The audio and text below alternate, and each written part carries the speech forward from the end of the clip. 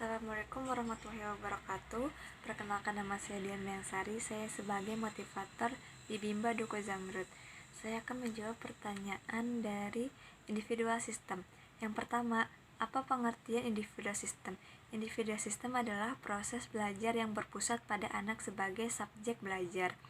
Yang kedua, mengapa pendekatan yang dilakukan harus individual system? Agar proses belajar dapat dilakukan secara bertahap. Yang ketiga, apa tujuan yang ingin dicapai dengan melakukan pendekatan secara individual system? Agar anak dapat berperan aktif dalam belajar. Yang keempat, di Bimba, murid dan guru memiliki peran masing-masing. Sebutkan apa saja peran dan guru. Peran guru adalah sebagai motivator dan peran murid adalah sebagai adinda. Pertanyaan kelima, apa perbedaan antara metode individual system dan classical system?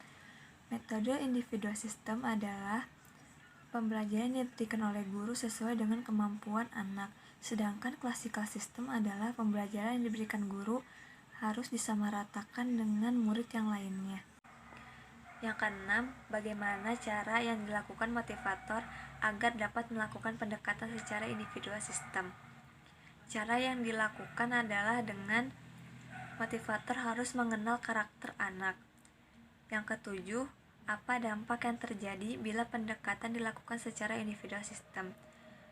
Dampak yang terjadi adalah anak dapat memahami pembelajaran yang diberikan oleh motivator. Yang kedelapan, apa dampak yang terjadi bila pendekatan dilakukan secara classical system? Anak tidak mudah paham dan akan cenderung bosan saat melakukan pembelajaran. Pertanyaan selanjutnya tentang metode variation skill. Yang pertama, apa pengertian variation skill? Variation skill adalah kemampuan yang harus dimiliki setiap motivator. Yang kedua, mengapa kegiatan belajar harus divariasikan? Karena anak mempunyai konsentrasi yang mudah teralihkan dan cepat bosan. Yang ketiga, apa tujuan yang ingin dicapai dengan memvariasikan kegiatan belajar? Tujuannya agar anak tidak mudah bosan. Yang keempat, sebutkan 3 aspek belajar. 3 aspek belajar itu ada kognitif, afektif, dan psikomotorik. Pertanyaan yang kelima, kegiatan apa yang termasuk aspek kognitif? Yaitu dengan cara berhitung dan bernyanyi. Yang keenam, kegiatan apa yang termasuk aspek afektif? Yaitu berdialog, berdongeng, dan bercerita. Yang ketujuh, kegiatan apa yang termasuk aspek psikomotorik? Yaitu menari, mewarnai, dan menulis. Pertanyaan yang kedelapan, bagaimana cara motivator memvariasikan kegiatan belajar dengan aspek belajar?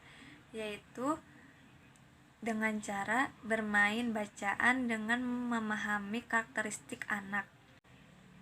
Pertanyaan yang terakhir adalah mengenai teori dasar dalam psikologi pendidikan. Yang pertama, apa yang dimaksud dengan the law of effect atau hukum akibat? Yaitu adalah hubungan stimulus respon yang cenderung diperkuat bila akibatnya menyenangkan. Pertanyaan yang kedua, apa yang dimaksud dengan the law of exercise atau hukum latihan? Yaitu semakin sering diulang atau dilatih, maka asosiasi tersebut akan semakin kuat. Pertanyaan yang ketiga, apa yang dimaksud dengan the law of readiness atau hukum kesiapan? Yaitu bila seseorang sudah siap melakukan sesuatu, maka tidak akan menimbulkan kekecewaan. Sekian jawaban dari pertanyaan yang sudah saya jawab. Kurang lebihnya mohon maaf. Billahi taufiq wal hidayah. Wassalamualaikum warahmatullahi wabarakatuh.